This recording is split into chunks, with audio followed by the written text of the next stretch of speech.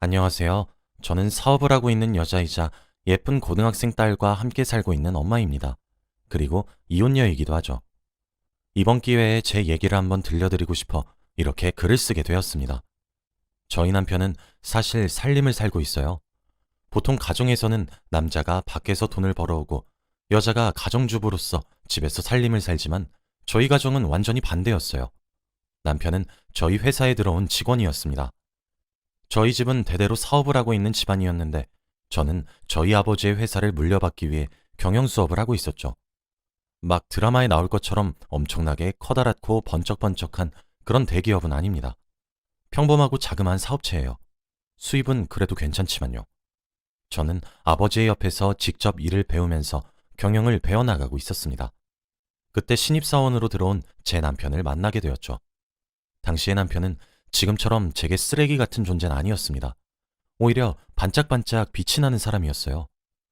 열심히 구슬땀을 흘려가며 이리 뛰고 저리 뛰고 그런 열정적인 사람이었죠. 직원 내에서도 부침성도 좋은데 일하는 것에도 열정 있는 직원이라 예쁨도 많이 받았습니다. 심지어 친절하고 자상하다며 여직원들 사이에 인기도 꽤 있었나 보더라고요. 물론 사장의 딸이었던 제게도 예외는 없었습니다. 저는 사장실에서 아버지 바로 옆에서 경영을 배우고 있었고 남편은 신입사원이라 사실 잘 마주치지도 않았거든요. 그러던 어느 날 회사에 전체 회식이 있던 날이었습니다. 아버지는 제게 회사 사람들과 더 어울리고 오라고 하시며 먼저 집으로 돌아가셨어요. 남편은 그렇게 혼자 남은 제가 자신과 같은 신입사원인 줄 알고 먼저 말을 걸어왔습니다. 그 상황이 재밌어서 저는 아무런 말도 하지 않았죠. 그러면서 우린 그날 가까워졌고 일은 벌어지고야 말았습니다. 다음날 외박한 딸을 보며 저희 아버지는 불호령을 내리셨습니다. 그리고 바로 그날 제 뱃속에 아이가 생겼어요. 당연히 저희 집안은 뒤집어졌습니다. 집안의 수준 차이가 정말 많이 났었거든요. 사실 저와 남편의 빈부격차는 정말 극명한 수준이었습니다. 저는 대대로 물려받고 있는 사업체를 운영하는 집안에서 태어나 부족함이 무엇인지 모르고 자란 외동딸이었고 남편은 우리가 흔히 달동네라고 이야기를 하는 그런 곳에서 자랐거든요. 쌀이 없어 라면을 부순 뒤 나눠 먹으면서 끼니를 해결한 적도 있다고 했죠. 그래서 저희 집에서는 아이를 지우라고 성하셨습니다. 하지만 저는 이미 뱃속에 자리 잡은 아이를 지운다는 결정을 내릴 수가 없었고 그것은 제 남편도 같은 입장이었어요. 우린 그렇게 번갯불에 콩 볶아 먹듯 결혼식을 올리게 되었습니다. 많은 사람들의 예상과 달리 제 결혼 생활은 정말 평화로웠고 결혼 후에 보여주는 남편의 모습에 뒤늦게 사랑에 빠지게 되었습니다. 저희 아버지께서는 옛날 분이시기도 하고 좀 꽉 막힌 부분이 많이 있어서 정말 가부장적이셨거든요. 그런데 남편은 임신한 저를 쥐면 부서질까, 불면 날아갈까, 유리구슬처럼 대하는 모습에 정말 행복을 느꼈습니다. 그러던 도중 아이도 태어났고 다른 집들과 다르게 살림을 남편이 돌보게 되었죠. 제 마음속 한켠엔 남편이 일을 그만두고 집안일을 한다는 것에 죄책감이 있었습니다. 남편은 저와 결혼을 하게 된 이후 회사를 그만두게 되었거든요. 아무래도 뒤에서 하는 말들이 아프게 느껴졌나 봅니다. 그리고 살림을 산다는 것도 굉장히 힘든 일이잖아요. 그래서 저는 처음부터 생활비 몫을 아주 넉넉히 빼서 남편에게 줘버렸어요. 그리고 일체 간섭도 하지 않았습니다. 저희 가정이 남들처럼 월급쟁이 인생을 살고 있는 것도 아니다 보니 여유롭게 살면 좋겠다 했죠. 그래서 그랬던 걸까요? 결혼을 하고 몇 년 정도 지나니 남편의 행적이 점차 의심스럽기 시작했습니다. 사실 저는 100% 신뢰를 하고 있는 사람에게는 섣불리 의심을 품지 않아요. 하지만 만약 제게 어설프게 굴다 걸리는 순간 저는 정말 끝까지 가는 성격입니다. 남편은 바람피는 사람들의 모든 특징을 가지고 있더군요. 어느 순간부터 한시도 휴대폰과 떨어지지 않고 살았고 잦은 외출과 약속들, 게다가 저와 함께하는 시간에 시큰둥해지기까지 했어요. 그래도 자기 딸은 아주 끔찍히 여기길래 제 착각인가 했습니다. 그러던 어느 날 저는 해외로 출장을 가게 되었어요. 그런데 생각보다 해외에서의 일이 빠르게 마무리가 되어서 원래 일정보다 이틀 정도 빠르게 귀국할 수 있게 되었죠. 가벼운 발걸음으로 집으로 돌아가 보니 거실에 모르는 여자가 와서 와인을 한잔한 것 같은 너저분한 상태더라고요. 제 딸아이는 유치원에 보내고 말이에요. 제 얼굴을 보자마자 귀신이라도 본 듯 사색이 되어 질리는 남편의 얼굴을 보니까 화가 나도 그렇게 날 수 없었습니다. 남편은 그 여자 바로 앞에서 무릎을 꿇고 싹싹 빌기 시작했고 그 여자는 뭐가 그리 당당한지 제 집에서 두 발로 당당히 서 있더군요. 저는 그들의 꼴을 보자마자 동영상을 촬영했고 바로 경찰에 간통죄로 신고했습니다. 이혼 소송을 시작했어요. 하지만 매일 밤마다 울면서 아빠를 찾는 딸아이의 모습과 자기가 정말 미쳤던 것이 분명하다며 정말 딱 한 번의 실수였다며 싹싹 비는 남편의 모습에 생각을 바꾸게 되었어요. 그 이후로도 남편의 얼굴을 가만히 보고 있으면 갈라서고 싶은 마음은 정말 굴뚝 같았습니다.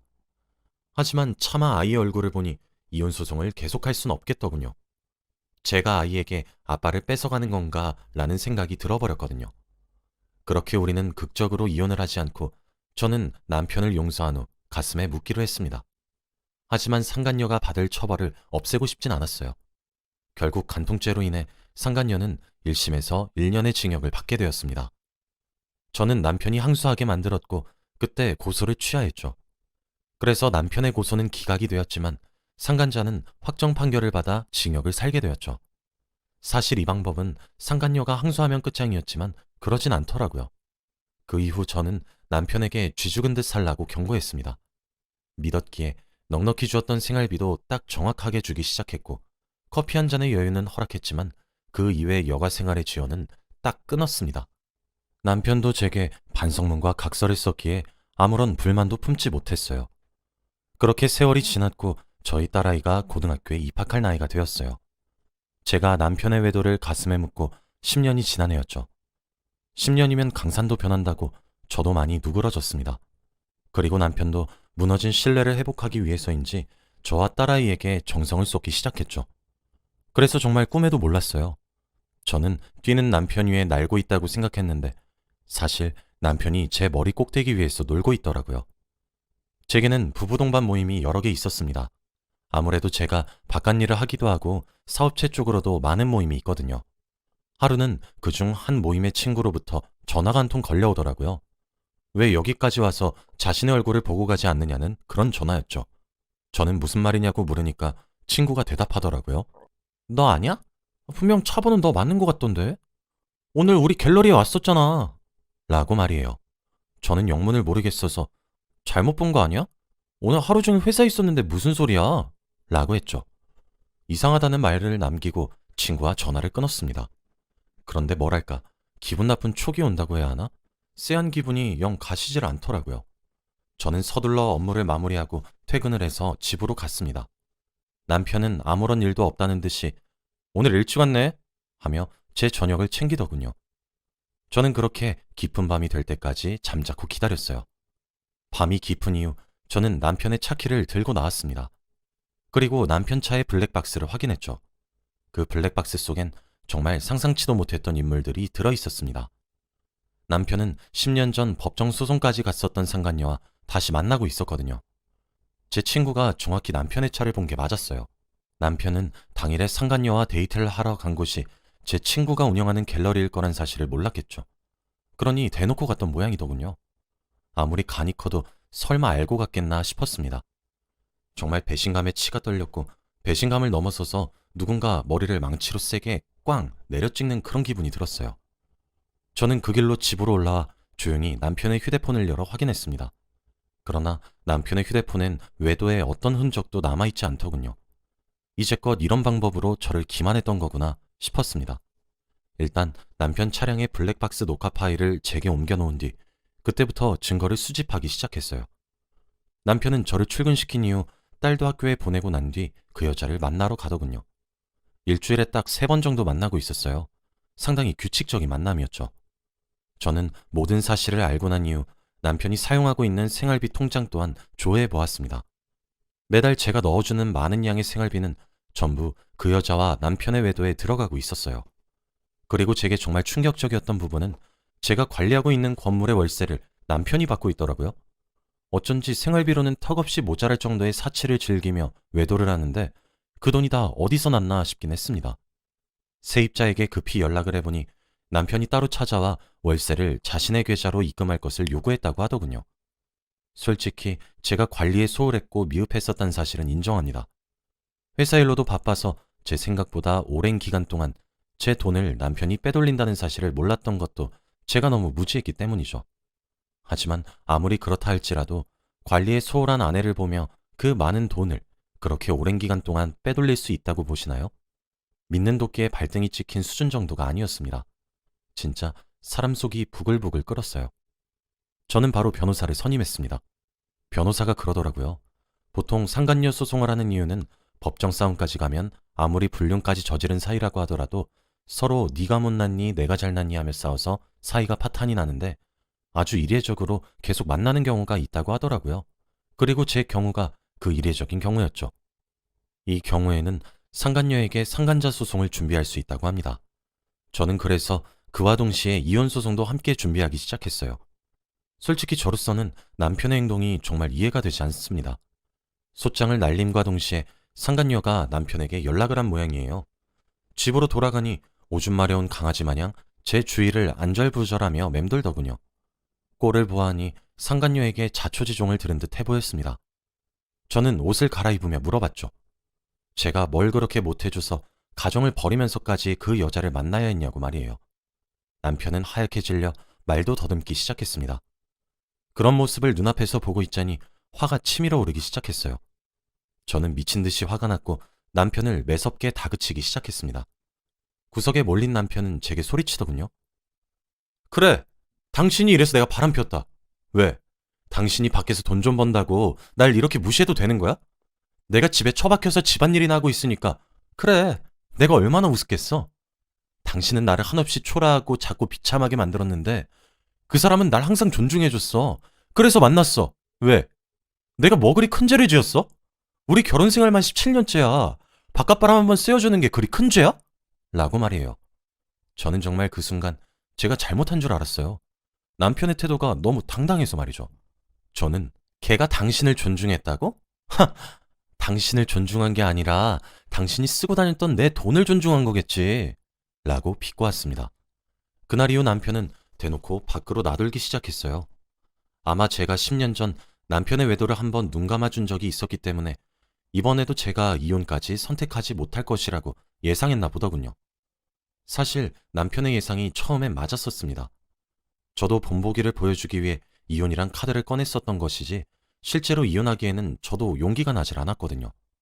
그리고 제게는 나쁜 사람이지만 제 딸에게는 좋은, 다정한, 착한 그런 아버지였기 때문에 더욱 그랬지요. 그런데 하루는 딸아이가 제게 연락을 해오더라고요. 밖에서 단둘이 맛있는 음식을 먹으러 가자고 말이에요. 그때까진 몰랐습니다. 딸아이가 무슨 심정이었을지 말이죠. 저는 오랜만에 하는 딸과의 데이트라 즐겁게 시간을 보내기만 했었는데 집으로 돌아가는 길에 딸이 제게 무언가 보여주며 엄마, 이혼하면 안 돼? 라고 말을 하는 게 아니겠습니까? 딸이 보여준 것은 남편이 남편의 차 안에서 그 여자와 차 안에서 행복한 시간을 보내는 영상이었습니다. 딸은 거리가 조금 떨어진 곳에서 영상을 찍기 시작했더군요. 본인도 찍으면서 많이 놀란 모양인지 중간중간 딸이 숨을 들이키는 소리들도 함께 녹음이 되어 있었습니다. 저는 딸이 이런 동영상을 제게 보여주기까지 얼마나 많은 생각을 했었을지 너무나 안쓰러웠고, 그리고 무슨 심정으로 이런 영상을 찍었을지 감히 그 심정을 짐작조차 할 수 없어 남편에게 미친 듯이 화가 나기 시작했어요. 딸은 동영상을 제게 보여주며 펑펑 울기 시작했습니다. 자신의 손으로 부부관계를 틀어버리겠다는 죄책감도 너무 커 보였죠. 저는 당장 무엇부터 해야 할지 도무지 알 수가 없었습니다. 일단 딸을 달랜 이후 집으로 돌아왔어요. 남편은 이제 될 대로 되란 식인 것인지 대체 무엇을 그렇게 믿고 있는 것인지 집에도 없더군요. 저는 우는 딸아이의 얼굴을 보고 진정으로 이혼을 결심했어요. 그딴 것도 아빠라면 차라리 없는 편이 낫겠다 싶더군요.